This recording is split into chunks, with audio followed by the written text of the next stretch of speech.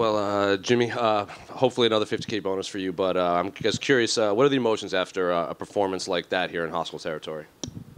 Hey, man, coming out like that with the fans against me, the guy didn't make weight.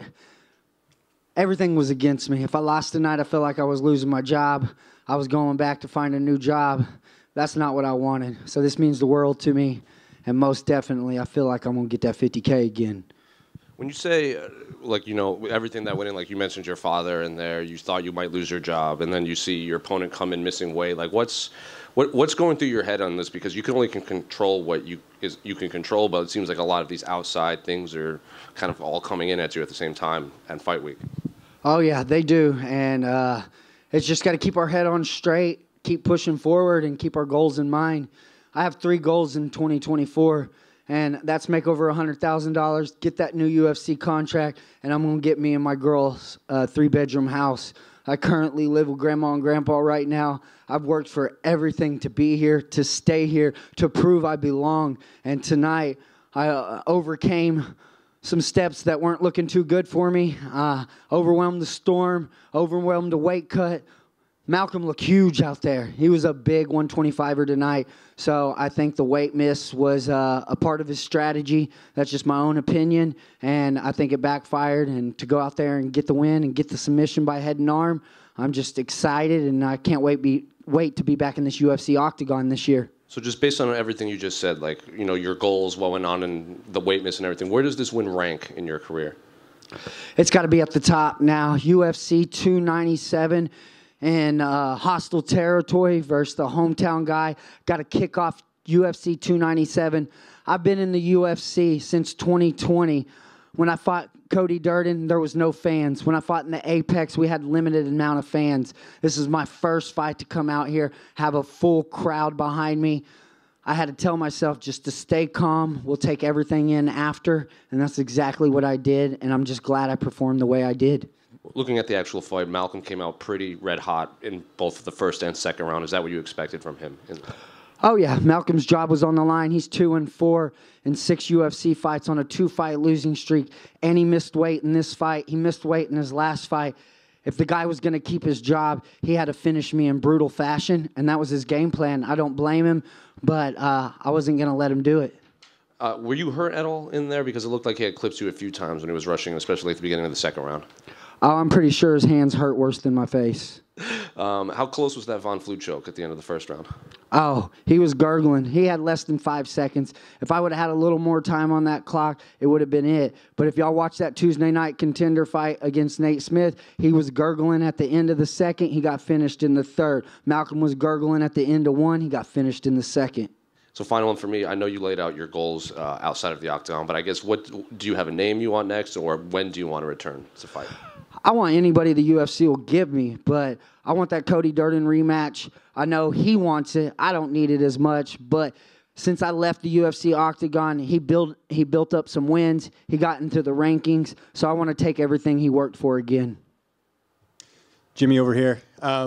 Congrats on the win. What was it like going in there? You wanted to fight in front of a crowd, but obviously a different scenario this time with the crowd being against you. How was that whole experience for you? Man, it was great. I'm still trying to take it in.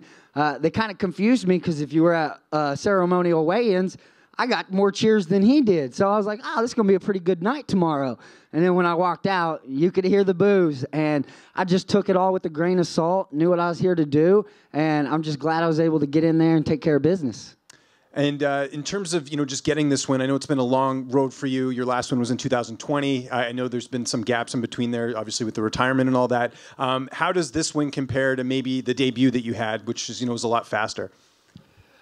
It's hard to compare it because the debut was a flying triangle. It was my debut. I was also supposed to fight 2 weeks before that. He had pink eye. We turned around. We did it again. We had 2 weight cuts. There's so much that goes into this, but bar none, this is the best win I've ever had to do it in somebody else's country, their hometown, kick off the card. I really, really appreciate the UFC, Dana White, Mick Maynard, Sean Shelby, all of them to give me this opportunity to come out here and fight this guy in his home country to kick off UFC 297 for a card like Sean Strickland versus DDP. Was this the last fight on your contract? Unless they give me a new one. Well, that's what I mean. You must be good about that performance, going back to the UFC after getting a finish. That's obviously something they like to see. Yes, sir, most definitely. I am 2-2 in the UFC. 4 fights, never hit the scorecard. Don't plan on hitting the scorecard. And if I get that bonus tonight, 3 out of 4 fights, there's been a bonus. Alessandro Costa got a bonus. I got a bonus, and I plan on getting another one. This last one for me. What do you got planned for the big win tonight? I'm going to go eat some pizza and drink some Bud Light. Jimmy right here. Just a quick one from me. Did Malcolm say anything in regards to the weight miss, apologize for it, or say what had happened? We passed each other the other day, and when he was coming up, I was like, did you make it? And he said, no, I was too tired. And I was like, we're all tired. And he said a little comment back. I don't know if it was disrespectful or what it was, but I didn't hear it. All I knew is I got an extra 20% tonight, baby. Thank you. Jimmy right here. Right in the middle. When you say that the weight mess for Malcolm sort of backfired on him, obviously he lost the fight, but do you feel like it negatively impacted his performance, whether that's cardio or something else?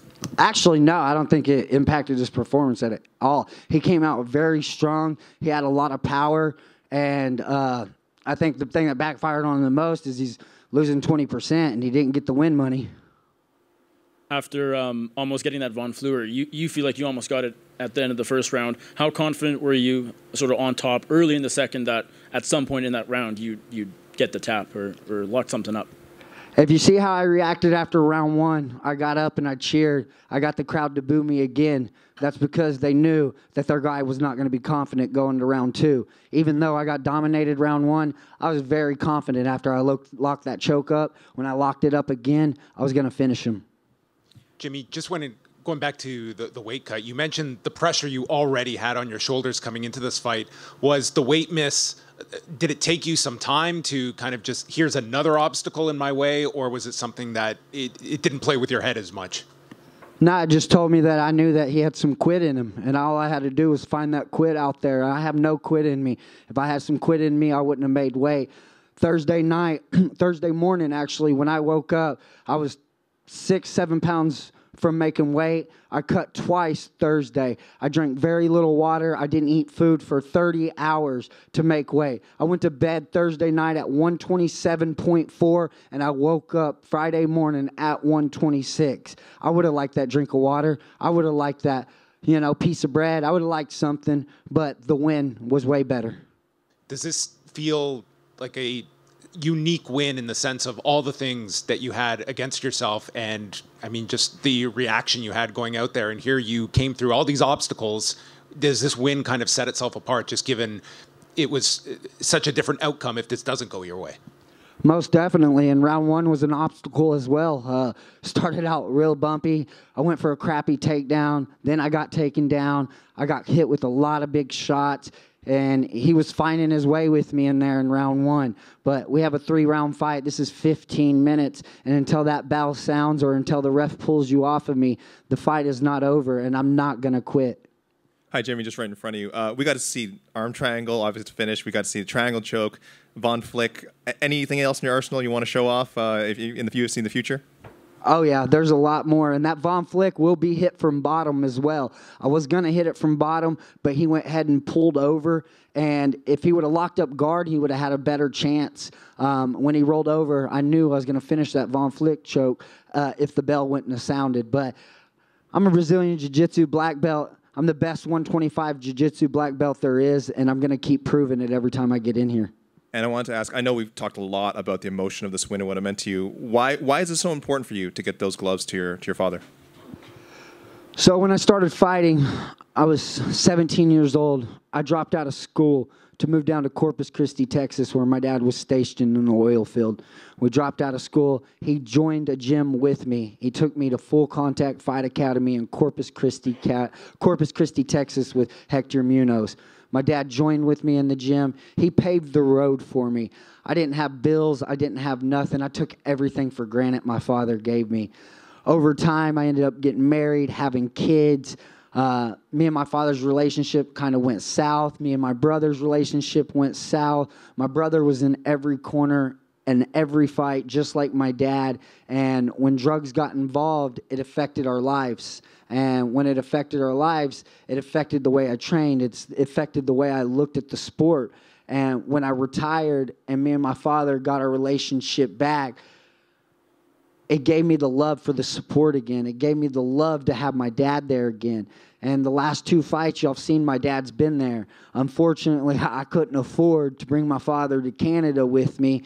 My other cornermen paid their way. I'm really blessed to have them to be able to pay their way to be here with me. And that's why the only thing I can do to give back to my dad for not being able to afford to bring my dad here was to give him the gloves that he deserves, to give back for something for him, to give me everything he gave me to get to where I'm at today. One more in the front. You said you had the best jiu-jitsu in this division. So I guess what sets you apart from fighters like, Pantoja and Maia and everyone that, they rack up a lot of submission wins here in the UFC? A lot of people, they just don't have the jiu-jitsu that I have. A lot of people tell you in jiu-jitsu, position before submission, meaning you keep a position before you go for a submission, because if you lose it, you're going to be in a bad position. Well, my coach gets on to me. I know. No position before submission, but I'm submission all day. If y'all watch the Tuesday Night Contender, I will go for submission left and right. And people ask me, how do you describe your style? Well, if Khabib and Demian Maia had a baby, they would have Jimmy Flick. You got Khabib wrestling with my Demian Maia jiu-jitsu. I use my Khabib wrestling to get it to the ground. I dominate them, and I use my Demian Maia jiu-jitsu to sub them up. One more right here. Now you have 17 wins, 15 by way of submission. Were you surprised by Gordon's decision to take you to the ground round one? Not honestly. I mean, he's a Brazilian Jiu-Jitsu black belt. I was honestly surprised on his defense on that triangle, because when I locked it up, I was like, money, it wasn't a flying triangle, but it was a triangle. And he had great defense. He proved he is a Brazilian Jiu-Jitsu black belt. But I think all the grappling in round one, the triangle that choked him a little bit, the Von Flick that choked him a little bit, and that weight miss, it all added up in round two. And I think that's why it's easier to hit that head and arm. Congrats on the win. Thank you.